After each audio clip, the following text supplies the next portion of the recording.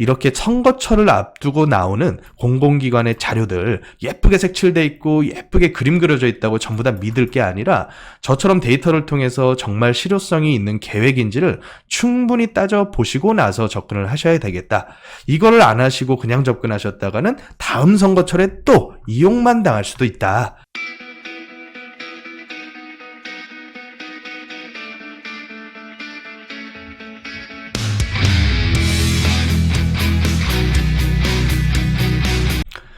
안녕하세요. 부동산 해결사 솔로몬입니다. 자, 부동산 투자와 정책은 뗄래야 뗄 수 없는 관계라는 거 다들 잘 알고 계실 겁니다. 이제 대규모 정치적 이벤트인 총선이 불과 6개월 앞으로 다가왔기 때문에 앞으로 이 6개월 동안에는 지역구마다 굉장히 대규모의 개발 사업들 발표가 있을 것으로 저는 보고 있습니다.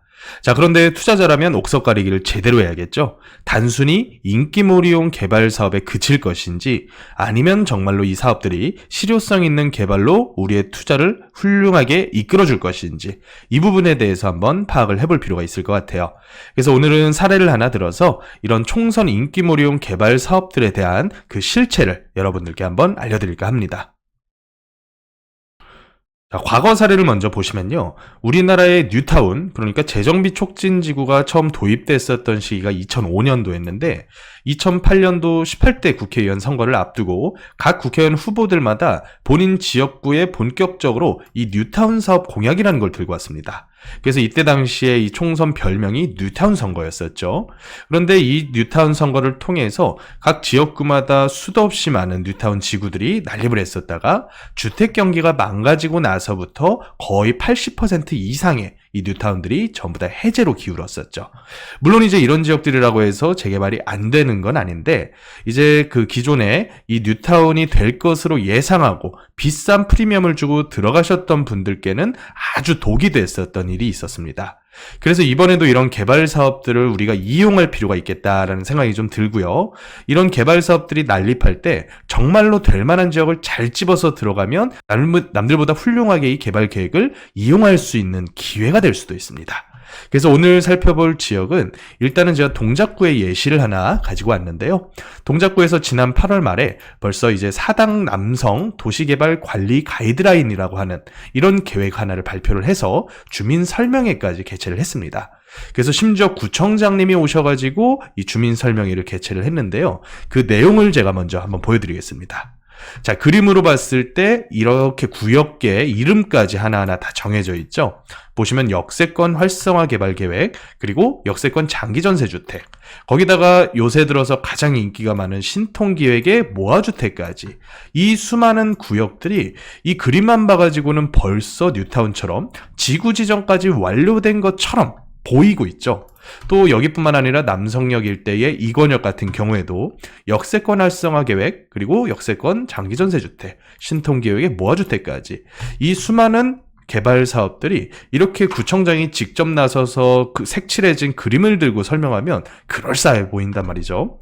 그래서 여기에다가 이제 주석을 좀 달아놓은 것은 역세권 이런 사업들, 사업 종류별로 가능은 하지만 주민 제한 시 적정성 검토를 통해 사업 방식의 변경이 있을 수가 있고 또 사업 구역계 역시 제가 이제 구역계 세팅하는 것처럼 역시나 도로를 중심으로 해서 일단은 그 구역계를 설정을 하지만 주민 제한 시에는 언제든지 경계까지 변경 가능하다. 그러니까 확정된 거는 아무것도 없다라고 작게 명시를 해놨다는 거죠. 자, 이 지역들 위치 한번 보여드리자면요. 위치는 정말로 훌륭합니다. 어떻게 보면 동작구에서 가장 훌륭한 입지를 자랑하고 있는 지역인데 사당역과 이수역 그 사이에 위치한 구역이 처음 보여드렸던 그 그림이거든요. 그래서 구역계 짜여진 부분은 이렇게 상권이 형성된 지역을 제외하고요. 이렇게 넓은 거의 슈퍼블록 형태의 가로 구역들을 묶어서 이런 식의 개발계획 그림을 그렸다 보시면 되겠고요. 또 한 가지는 이제 남성역 하단으로 해서 노후도가 꽤나 많이 차 있는 지역이 있죠. 과거에는 이 지역이 구석구석 아주 지주택이 어마어마하게 들어가 있었습니다. 하지만 지주택 사업들이 최근에는 그 실체를 많은 분들께서 알아버리시면서 실제로 참여하시는 분들의 숫자가 많이 줄어들어 버렸죠. 그래서 최근에는 지주택보다는 새롭게 추가된 조합 사업들에 관심 가지시고 계시는 지주들이 더 많으실 것 같습니다. 그래서 이 지역들이 과거부터 문제가 됐었던 이유가 뭐냐면 상습 침수 구역이었어요. 지난해 물난리 났을 때도 이 지역 일대 반지하들이 전부 다 물에 잠겼었거든요. 여기가 약간은 좀 지대가 낮기 때문에 물이 모이는 형태입니다. 이렇게 위에서부터. 그래서 여기가 상습 침수구역으로 상당히 오랜 기간 동안 물난리를 겪었기 때문에 상당히 당위성은 있겠다. 그 지역성으로 봤을 때. 그리고 이 지역이 입지에 대비해서 너무 이제 토지 활용도 자체가 고밀개발로 떨어지고 있죠. 그래서 이 지역을 한번 갈아엎으면 당연히 이 표심은 현재 박 구청장님 쪽을 향할 수밖에는 없겠다. 이런 생각이 1차적으로 듭니다. 자, 그런데 문제는 이렇게 좋은 입지에다가 아주 알록달록하게 그림을 이쁘게 잘 그려놨는데 이 개발 사업들의 그 본질이 뭐냐면 조합 사업이라는 데 있어요. 조합 사업이라고 하는 것은 제가 매일매일 분석해드리다시피 조합원들의 동의가 있어야 되는 사업입니다. 기본적으로 법적으로 정해진 노후도는 당연히 통과를 해야 되는 것이고요. 그 이후에 완성까지 가려면 당연히 조합원들의 적극적인 참여가 있어야지만 진행될 수 있는 사업이겠죠. 그래서 제가 오늘은 신통모아 C-1구역 그리고 신통모아 C-4구역을 예시로 잡아가지고 노후도 기준이 충족하면서 구역 지정될 가능성이 있는지 살펴볼 거고요. 또 두 번째로는 조합이 잘 결성이 되어서 이렇게 구에서 그림을 그린 것처럼 사업지가 하나라도 제대로 갈 수 있을 여지가 있는지 이 부분을 좀 따져보려고 합니다. 자, 그래서 언제나 그렇듯이 노후도부터 한번 볼 텐데요. 노후도 같은 경우는 지난 편과 동일하게 20년, 25년, 30년 이 세 가지를 준비를 했습니다. 그래서 30년 기준에서의 노후도는 뭘 봐야 되냐면 신통기획으로 가능성이 있는지 67% 선을 넘어가야 되거든요. 30년 기준으로. 하지만 신통 C-1구역과 C-4구역 모두 다 노후도로는 그 기준을 충족하지 못했습니다. 물론 이제 25년 차의 노후도를 봤을 때는 C-1구역은 조금의 세월만 흘러도 충분히 도시 재개발 사업으로 진행할 가능성이 커 보이는데 C-4구역은 약간은 기준에 못 미치죠. 그래서 여기 같은 경우에는 아마도 모아타운, 모아주택 쪽으로 기울어야지만 사업이 가능하겠다 생각이 좀 들고요. 그래서 20년 기준의 노후도를 봤을 때 50%나 57%, 그러니까 모아타운으로서는 50%고요. 모아주택으로서 57%의 노후도를 충족하는지 보니까 두 군데 다 모아주택, 모아타운으로는 충분히 그 기준을 충족하겠다. 이런 결론을 내릴 수가 있을 것 같습니다. 그래서 평균 경과년수로 C-1구역 위치 다시 한번 보여드리자면 여기가 이제 이수역이죠. 이수역과 그리 멀지 않고 남성역을 향해 가는 그 중간에 있는 C-1구역 같은 경우에는 모아주택, 모아타운뿐만 아니라 신통으로도 노후도 부분에서는 그래도 거의 대부분 근접했다. 이렇게 파악을 해보실 수가 있을 것 같아요. 자, 다음으로는 이제 동의 나올 확률 한번 봐야겠죠. 구에서 아무리 그림이 이쁘게 그려줘봤자 조합원들 반대해버리면 그거는 유명무실한 사업입니다. 박원순 전 서울시장께서 20개 넘는 뉴타운을 직권 해제시켰던 것도 사실은 주택 경기가 꺼지면서 조합원들의 참여가 지지부진해지고요. 그러니까 이제 사업이 본격적으로 진행되다가 멈춰버리는 경우가 많았습니다. 그래서 언제나 적극적인 참여가 초반기부터 해서 확 몰려들어야 되는데 그러려면 기본적으로 개개인들에게 이익이 큰지를 한번 따져봐야 될 것 같아요. 그래서 오늘도 역시 단독과 지분, 그러니까 통건물과 다세대 조합원 그 비율을 한번 가지고 왔는데요. 그 비율에 대한 법적 기준은 모아주택은 조합원 수 대비해서 80% 이상의 동의, 그리고 재개발 사업은 4분의 3, 75% 이상의 동의가 있어야 됩니다. 보시면 신통 C-1 그리고 평균으로 봤을 때도 한 5대5 정도로 단독 조합원과 다세대 조합원이 나눠 가지고 계시는 걸로 보이죠. 그러니까 여기는 다세대 조합원 분들의 참여만으로 80% 내지 75% 동의받기 어려운 동네다. 즉 단독 다가구 통건물 주인분들의 절반 정도는 찬성 쪽으로 넘어오셔야 동의가 첫 번째 조건이라도 충족할 수 있는 그런 동네다라고 보시면 될 것 같아요. 자, 두 번째 조건이 또 있죠. 단순히 수 대비해서의 비율만 충족하면 되는 것이 아니라 대지 면적 대비해서의 동의율도 중요하겠죠.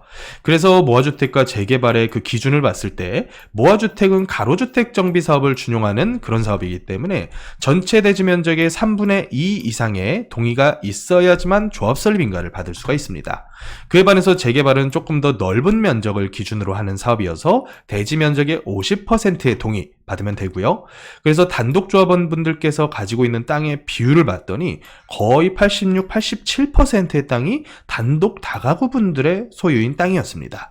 자, 그렇다는 얘기는 이 중에서 67%, 이 중에서 50%가량의 동의를 얻으려면 사실은 단독 다가구 주민분 중에 거의 3분의 2 이상이 동의하는 쪽으로 넘어와야지만 이 두 번째 조건을 충족해서 조합 설립 인가를 받을 수가 있겠다. 이렇게 파악을 해보시면 될 것 같습니다. 그렇다면 이런 분들, 통건물 가지신 분들이 찬성할 확률을 또 봐야겠죠. 그 확률은 개별적인 토지 면적만 가지고도 건축 설계 뽑아서 다세대 올릴 만한 사이즈가 나오느냐, 이 부분을 봐야 되는데 각각 개별적인 단독주택들의 면적계를 봤더니 한 40평 남짓입니다. 그러니까 이 지역은 토지구역 정리사업으로 진행되어서 단독주택 필지가 형성된 지가 꽤나 오래된 지역이다라는 게 이 면적을 보면 알 수가 있어요. 일반적으로 70년대, 80년대 그 이후에 토지구역 정리가 된 데들은 대부분 5, 60평대로 단독주택 면적들을 쪼갰었거든요. 그래야 건폐율 60% 적용해서 국민주택 규모의 한 30평 중반대 정도는 만들 수가 있으니까 이 정도로 사이즈를 쪼갰었는데 그 전에, 그러니까 조금 더 빨리 구역 정리가 된 지역들은 40평대로 하는 경우가 많았습니다. 자, 그렇다는 얘기는 60% 건폐율 적용했을 때 한 20평대 정도의 건축 면적만 나온다는 얘기고, 이건 역시도 이 200%라는 용적률을 다 쓸 수가 있으려면 적어도 도로 전면 상태라던가 토지 형상 같은 게 설계 뽑기 유리한 그런 필지만 이 전체 200%를 찾아볼 수가 있겠죠. 즉 이걸 좀 어렵게 제가 설명을 했는데 쉽게 풀어서 설명드리면 40평 토지만 가지고는 현실적으로 200%와 60% 건폐율 용적률 다 찾아먹기는 조금은 작다. 물론 이제 도로는 전부 다 전면하게끔 토지구역 정리를 했겠지만 그래도 일조권 부분 때문에 40평은 좀 작다라고 보시면 되겠습니다. 그래서 쭉 세 가지의 전체 데이터들을 요약을 해보면 일단 단독 다가구 위주로 구성되어 있는 지역이지만 이분들의 개별 필지 면적이 적어서 충분한 수익성만 보장을 해준다면 동의하실 확률은 일부 있어 보인다. 이렇게 정량적으로 평가를 해보면 될 것 같습니다. 자, 그러면 전반적인 내용들 한번 정리하면서 가능성 있는지까지 따져볼 텐데요.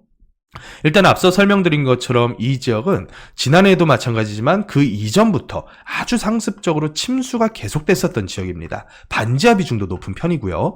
그래서 구에서 나서서 적극적으로 이런 구역계까지 설정을 해주면서 갈 수 있으니까 니들 할 수 있으면 해봐, 이렇게 유도를 하고 있다는 거죠. 다만 이런 개발 계획들이 지금 처음 생긴 게 아니겠죠. 과거에도 도정법이 있었고요. 과거에도 빈소법이 있었습니다. 다만 왜 여태까지 그 법으로 진행 안 하고 그대로 남겨뒀을까? 왜 주민들이 참여 의사가 없었을까? 이 부분을 고려를 해봐야 된다는 거죠. 그 이유는 단독 다가구분들의 참여가 굉장히 미비했다라는 것이고, 그걸 또 반대로 설명을 해주면 이분들 굳이 신축하지 않고서도 지금 살만하다라고 해석할 수도 있겠어요. 그 이유는 뭐냐면 2호선, 4호선, 7호선 아주 핵심적인 노선들이 지나는 역세권 지역이기 때문에 임대 수요가 굉장히 많거든요. 그래서 직장인, 사회초년생, 대학생 분들 중에서 입지 찾아가지고 사당동, 남현동 이쪽 일대로 전월세 사시는 분들 굉장히 많습니다.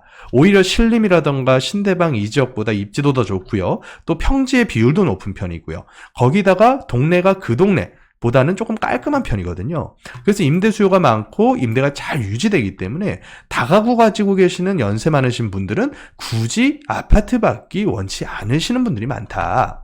그래서 노후도도 우리가 봤었다시피 모아주택으로는 2개 구역뿐만 아니라 나머지 구역계들도 충분히 진행할 만한 정도의 모아주택 노후도는 나온다. 하지만 일부 구역들, 여기서도 이제 구역계를 모아주택 내지는 신통 내지는 다른 사업들로도 다 진행할 수 있게끔 미리부터 그 계획을 잡아는 놨는데 현실적으로 지금 당장 재개발로 추진하기에 노후도가 안 차는 데가 더 많다. 여기는 임대에 대한 수요가 높다는 얘기는 즉 단독 다가구를 매입하거나 혹은 건축주가 직접 신축하는 그런 사례도 많았다는 얘기가 되겠죠. 그렇기 때문에 재개발로서 67%, 30년 기준에서 67% 달성해서 재개발하기 당분간은 상당히 어려울 거다. 이렇게 판단이 좀 들고요. 그래서 이를 통해서 제가 말씀드리고자 하는 결론은 이겁니다. 계획은 공공에서 짜줄 수가 있어요. 관리계획을 주민들이 직접 수립해서 주민 제한 방식으로 가는 형태도 물론 있겠지만 원래의 조합사업은 위에서 구역을 찍어 내려오는 형태로 진행된 경우가 더 많았었단 말이죠. 아무리 그렇다고 하더라도 해제됐었던 사례들을 보면 언제나 참여가 굉장히 미비하면 전부 다 해제가 됐었습니다. 그렇다는 얘기는 이 모든 사업들은 계획은 공공에서 짜줘도 사업성과 그 사업성을 받아들이는 조합원들의 동의는 전부 다 민간에서 나올 수밖에는 없다. 그래서 이런 부분들을 따져봤을 때 이렇게 선거철을 앞두고 나오는 공공기관의 자료들 예쁘게 색칠돼 있고 예쁘게 그림 그려져 있다고 전부 다 믿을 게 아니라 저처럼 데이터를 통해서 정말 실효성이 있는 계획인지를 충분히 따져보시고 나서 접근을 하셔야 되겠다. 이거를 안 하시고 그냥 접근하셨다가는 다음 선거철에 또 이용만 당할 수도 있다. 이 부분을 저는 생각해야 된다고 봅니다. 그래서 이런 데이터 분석을 통한 투자, 이 부분에 대한 도움이 필요하신 분들께서는 밑에 있는 댓글이라던가 전화번호 참고하셔서 도움 요청하시면 좋을 것 같고요. 자, 지금까지 부동산 해결사 솔로몬이었습니다.